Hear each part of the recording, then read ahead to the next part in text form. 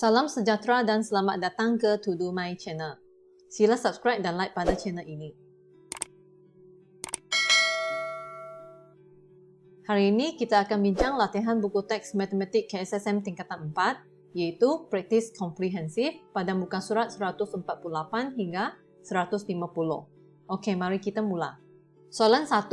Diberi 3 graf seperti di bawah. Untuk setiap graf, tentukan pertama, set bucu. Dengan merujuk kepada gambar raja, bucu yang kita nampak adalah bucu P, Q, R, S, T dan U. Maka jawapannya adalah seperti ini. Soalan 2, set tepi. Merujuk gambar raja, set tepi yang kita boleh nampak adalah tepi PQ, PS, PU, QR, QT, RS, RU, ST dan TU. Iaitu seperti jawapan di sini. Soalan 3, bilangan darjah. Kita dah tahu bahawa rumus untuk mencari bilangan darjah adalah ini, di mana jumlah darjah akan sama dengan 2 kali bilangan tepi. Dan bilangan tepi yang kita senaraikan tadi ada 9. Maka 2 darab dengan 9, jawapannya adalah 18. Soalan B. Soalan pertama, set bagi bucu. Jadi kita boleh nampak dalam gambar raja, set bucu adalah P, Q, R, S dan T, U. Inilah jawapan dia. Yang kedua, set tepi. Dengan merujuk gambar raja, set tepi yang kita boleh nampak adalah gelung ini, iaitu PP, kemudian PQ, PR, QR, RS, ST, ST. Inilah jawapannya. Kemudian, bilangan darjah. Tadi kita dah senaraikan ada 7 tepi di sini. So, bilangan darjah adalah 2 darab dengan 7, iaitu 14. Soalan C ialah graf berarah dalam bentuk berbilang tepi dan gelung. Maka yang pertama, senaraikan set bucu. So, bucu yang kita nampak di sini adalah P, Q, R, S dan T, iaitu jawapan ini. Kedua adalah set tepi. Jadi tepi yang kita boleh nampak dalam gambar raja adalah tepi P ke Q, tepi R ke Q, tepi S ke R, P ke S, S ke P, S ke T dan gelung T ke T. Inilah jawapannya. Yang ketiga, bilangan darjah. Dengan cara yang sama, bilangan darjah adalah 2 kali bilangan tepi. So, tepi yang kita nampak tadi ada 7. Itu sebab jawapannya adalah 14. Soalan 2. Lukis graf tak terarah berdasarkan maklumat yang diberikan. A. Dengan set bucu PQ, RS, TU. Set tepi PQ, QR, RS, ST. Maksudnya di sini, kita kena lukis 6 titik untuk mewakili bucu-bucu PQ, RS, TU. Didapati semua ini adalah berturutan. Maka kita boleh buat gambar raja seperti di bawah, iaitu P ke Q, kemudian Q ke R ke S, dan S sambung ke T. Dan akhir sekali, yang ini adalah dipanggil sebagai bucu terpencil sebab tidak dikaitkan. Jawapan untuk soalan A ini ada banyak jenis. Ini adalah salah satu jenis. Soalan B. Dengan set bucu PQ, RS, T, dengan set tepi PQ, QR, QT, RS, SS dan ST.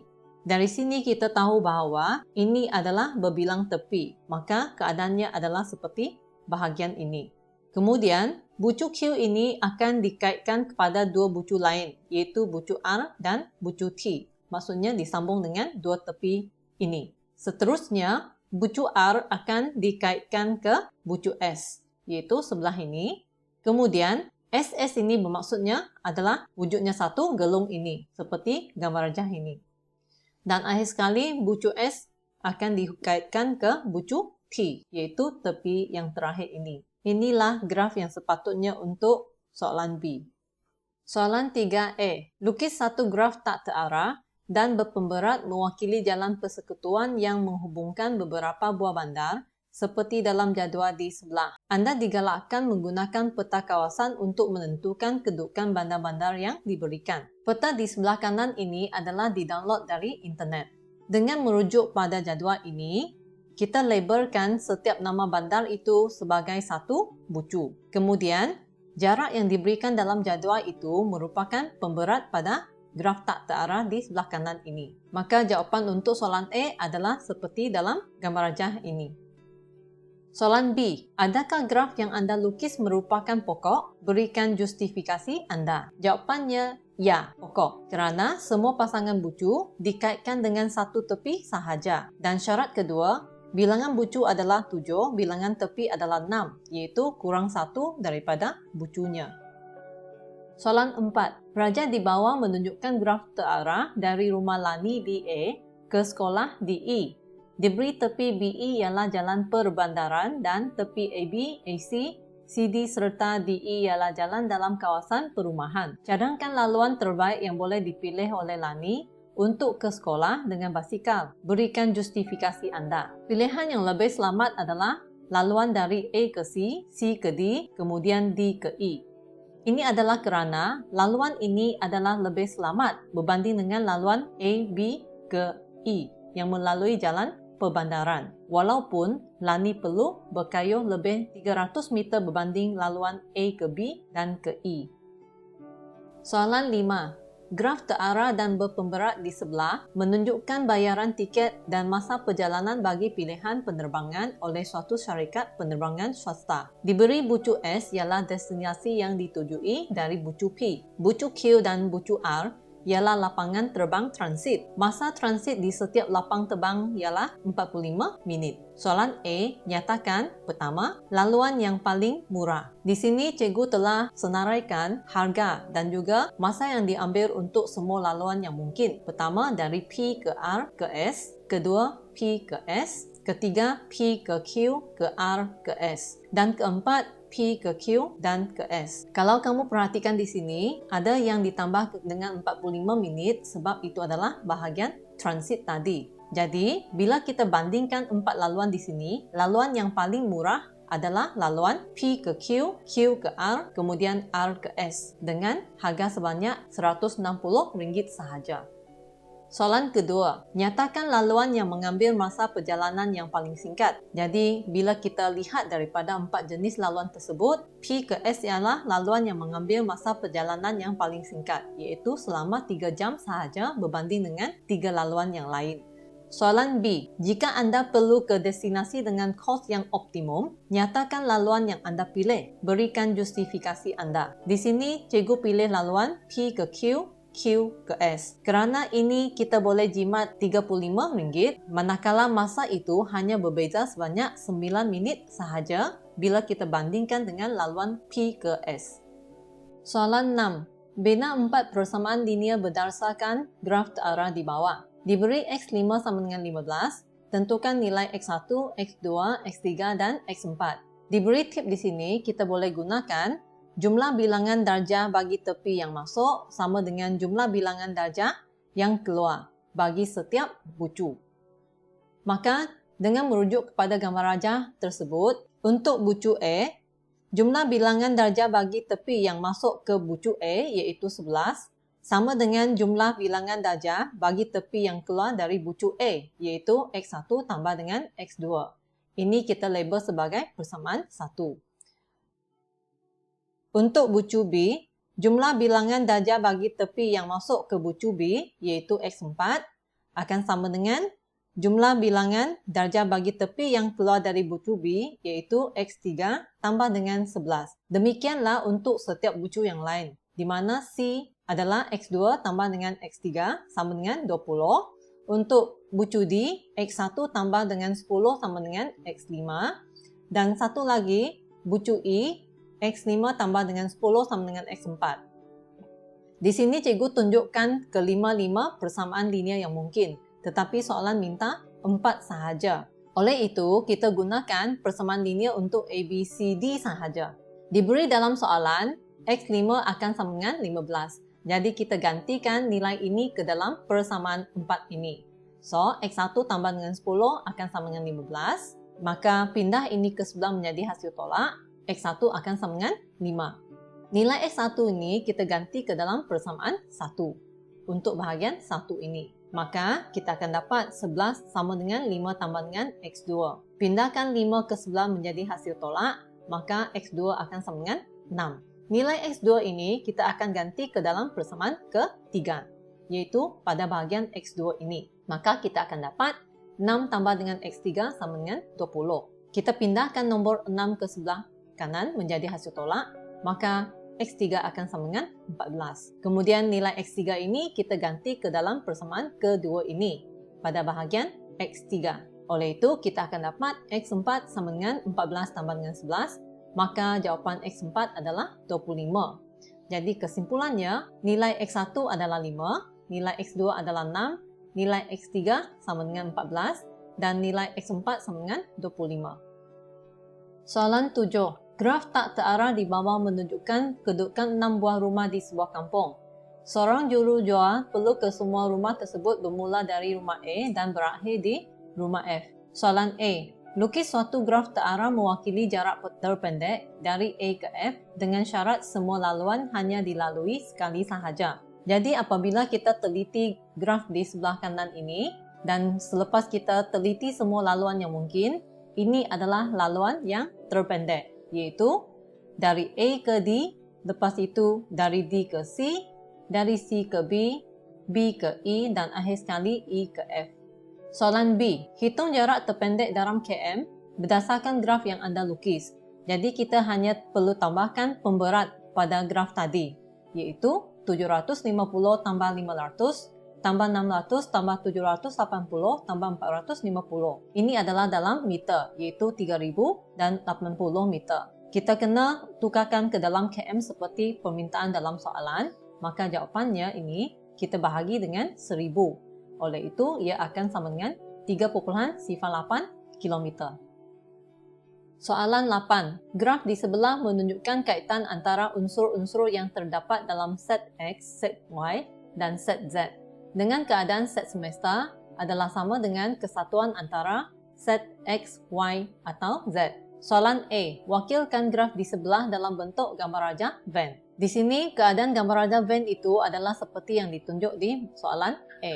Pertama sekali, kita tengok di manakah unsur yang disambungkan kepada ketiga-tiga set. So, didapati bucu I ini adalah disambung ke ketiga-tiga set X, Y, dan Z. Maka ia akan ditandakan di tengah-tengah ini. Kemudian kita lihat antara set X dengan Z. Ada tak unsur sepunya antara mereka? Yaitu di sini kita nampak bucu B ini disambungkan ke set X dengan set Z. Maka ia perlu ditulis di bahagian sini. Seterusnya kita lihat antara set X dengan Y. Apakah unsur sepunya antara mereka? Dalam graf di sini kita nampak bucu L dengan bucu J disambungkan ke X dengan Y. Oleh itu, ia adalah kawasan persilangan antara set X dengan Y di sini. Seterusnya, merujuk kepada graf di sini, bucu H dengan bucu N ini disambungkan kepada Z dengan Y. Maksudnya, ia kena berada di kawasan persilangan antara set Z dengan Y, iaitu di sini. Akhir sekali, untuk unsur-unsur yang masih tertinggal dekat graf tersebut sebenarnya adalah unsur-unsur yang kita kena masukkan ke dalam kawasan yang kosong dalam gambar raja Venn. Yaitu untuk yang ini, bucu G, bucu P dengan bucu D, itu adalah unsur yang dikaitkan dengan X sahaja. Maka ia berada di kawasan gambar raja Venn bahagian X ini sahaja. Seterusnya, untuk bucu E, bucu M, bucu F, dan juga bucu T, mereka adalah dikaitkan kepada Y sahaja. Jadi kita kena senaraikan di ruangan ini yang mewakili bahagian Y sahaja. Akhir sekali, untuk bucu C, R, I dengan K, ia dikaitkan dengan Z sahaja. Maka kita kena senaraikan unsur-unsur ini di kawasan ini. Bermaksud untuk set Z sahaja. Soalan B. Tentukan pertama, pelengkap bagi kesatuan antara set X atau Y. Untuk soalan ini, cikgu akan direct pada gambar rajah ini. Jadi, mula-mula sekali kita lihat bahagian dalam kurungan iaitu kesatuan antara set X dengan Y. Dan kita dah tahu bahawa kesatuan antara set X dengan Y adalah semua kawasan X iaitu bulatan X dan juga semua bulatan Y. Tetapi dengan adanya tanda pelengkap ini, maksudnya kita tak nak lagi kawasan kedua-dua bulatan X dan Y. Kita nak kawasan yang di luarnya, yaitu kawasan ini. Oleh itu, dengan merujuk pada gambar rajah ini, jawapannya adalah C, R, I, dan K. B2. Persilangan antara pelengkap bagi persilangan antara set X dan Z dengan pelengkap bagi set Y. Untuk ini, kita kena lihat bahagian dalam kurungan ini dahulu. Persilangan antara set X dan Z adalah kawasan ini. Tetapi dengan adanya tanda pelengkap ini, maksudnya kita tak nak lagi kawasan ini. Kita nak kawasan di luarnya, iaitu seperti ini. Jadi kawasan itu adalah kawasan untuk bahagian ini sahaja. Kemudian kita nak lorekkan kawasan ini, pelengkap bagi Y. Pelengkap bagi Y maksudnya dia tak nak bulatan Y. Dia nak kawasan di luar bulatan Y, iaitu bahagian ini. Jadi kita lihat hubungan antara dua set ini adalah persilangan. Maksudnya kita kena cari kawasan yang mengandungi dua jenis garisan, iaitu kawasan ini dengan kawasan ini. Maka jawapannya adalah GPDCRIK. Soalan 3, persilangan antara set persilangan bagi set Y dan Z dan juga set persilangan X dan Y. Jadi, dalam gambar rajah band ini, kawasan persilangan antara set Y dengan Z adalah kawasan ini. Kemudian kita lorekkan bahagian dalam kurungan ini, yaitu persilangan antara set X dan Y, yaitu di kawasan ini. Hubungan antara kedua-dua set ini adalah persilangan. Maksudnya kita cari kawasan yang mengandungi dua jenis garisan. Maka jawapannya adalah di kawasan ini. Itu sebab jawapannya adalah unsur I sahaja.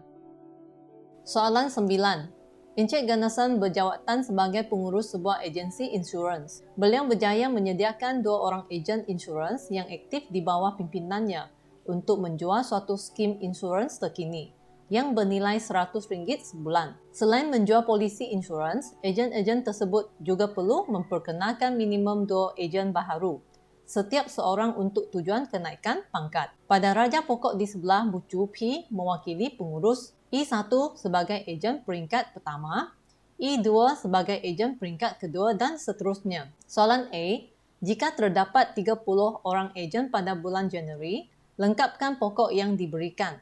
Merujuk kepada pokok yang telah disediakan dalam soalan, terdapat 2 orang ejen pada peringkat pertama. Kemudian, terdapat 4 orang ejen peringkat 2. Dengan itu, kita tambahkan 2 tepi untuk setiap ejen kedua ini supaya membentuk ejen peringkat ke-3. Maka, terdapat 8 orang ejen pada peringkat ke-3. Dengan mengulangi langkah yang sama, kita tambahkan 2 tepi untuk setiap ejen pada peringkat ketiga untuk membentuk ejen pada peringkat keempat. Oleh itu, ini akan menghasilkan 16 orang ejen pada peringkat keempat. Apabila kita tambahkan semua nilai di sini, kita dapati terdapat 30 orang ejen. Maka inilah gambar rajah pokok yang diperlukan. Soalan B. Jadual di sebelah menunjukkan peratus komisen asas yang diterima oleh seorang ejen dan pengurus apabila satu polisi insurans berjaya dijual. Soalan 1. Hitung jumlah komisen asas yang diterima oleh Encik Ganesan pada bulan Januari jika minimum polisi yang dijual oleh seorang ejen pada bulan Januari ialah 18 polisi.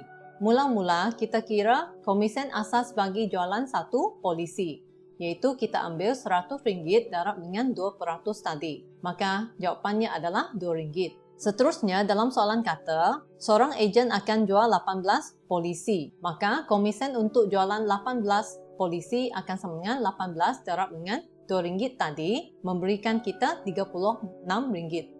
Dengan itu, jumlah komisen yang Encik Ganesan dapat pada bulan Januari adalah 30 ejen di bawahnya darab dengan RM36, iaitu RM1,080. Soalan kedua. Berapakah minimum polisi yang perlu dijual oleh seorang ejen agar komisen asas yang diterima adalah sekurang-kurangnya RM1,000? Pertama sekali, kita kira komisen untuk ejen apabila dia jual satu polisi, iaitu RM100 darab dengan 25%. Maka dia akan dapat RM25. Untuk kira bilangan minimum polisi yang perlu dijual, kita ambil RM1,000 bahagi dengan RM25, maka dia kena jual 40 polisi. Soalan 10. Rajah di sebelah menunjukkan pertumbuhan sejenis sel. Diberi bahawa pada hari pertama terdapat 4 sel. Pada hari kedua, setiap sel membina 3 sel baharu. Proses pembinaan sel baharu ini berulang dengan kadar yang sama. Soalan A. pada hari keberapakah jumlah sel melebihi 50 untuk kali pertama? Dalam soalan tadi, dia ada kata, setiap sel akan membina 3 sel baharu. Okey, mula dengan hari pertama, bilangan sel yang ada adalah 4. Pada hari kedua, 4 sel tadi, setiap satu akan membina 3 sel baharu. Jadi kita darab dengan 3, maksudnya terdapat 12 sel baharu pada hari kedua. Seterusnya, pada hari ketiga, 12 sel tadi akan membina 3 sel baharu lagi untuk setiap satu sel tersebut. Maka kita darab dengan 3, iaitu terdapat 36 sel baharu pada hari ketiga. Apabila kita tambahkan semua sel pada 3 hari itu, maka kita dapati terdapat 52 sel pada hari ketiga. Maka jawapannya, pada hari ketiga, jumlah sel akan melebihi 50 untuk kali pertama. Soalan B. Hitung jumlah sel pada hari kelima. Kita sambung dengan jadual tadi. Jumlah sel yang kita dapat pada 3 hari yang pertama adalah 52. Jadi kita sambung dengan hari keempat. 36 sel pada hari ketiga itu, kita darab dengan 3. Iaitu setiap sel akan menghasilkan 3 sel baharu. Maksudnya terdapat 108 sel pada hari keempat. Kita sambung lagi pada hari kelima. 108 sel pada hari keempat itu, setiap satu akan membina 3 sel baharu. Jadi kita darab 3, iaitu terdapat 324 sel baharu pada hari kelima. Maka untuk dapatkan jumlah sel pada hari kelima, kita tambahkan ke semua sel yang didapati pada setiap hari sampai hari kelima. Jawapannya adalah 484. Soalan C. Diberi jangka hayat sel ialah 5 hari. Hitung jumlah sel pada hari ke-8. Maka kita sambung dengan jadual di atas tadi. Kita dah buat sampai hari ke-5. Kita teruskan dengan hari ke-6. Kita ambil 324 sel baharu pada hari ke-5. Darab dengan 3. Maka kita dapat 972 sel baharu pada hari ke-6. Kita ulang lagi untuk hari ke-7. Darabkan 972 sel pada hari ke-6 dengan 3. Maka terdapat 2,916 sel baharu pada hari ke-7. Dan akhirnya, kita darab lagi bilangan sel pada hari ke-7 dengan 3. Maka terdapat 8,748 sel baharu pada hari ke-8. Diberi dalam soalan, jangka hayat sel ialah 5 hari. Maka kita ambil 8 tolak dengan 5, kita akan dapat 3. Ini bermaksud jangka hayat bagi sel pada 3 hari yang pertama telah tamat. Untuk mengira jumlah sel pada hari ke-8, kita hanya ambil bahagian hari ke-4 sampai hari ke-8 sahaja, iaitu 108 tambah 324 tambah 972 tambah 2,916 tambah dengan 8,748, ia akan sama dengan 13,068 sel. Baiklah, perbincangan kita pada hari ini tamat di sini. Sekian, terima kasih.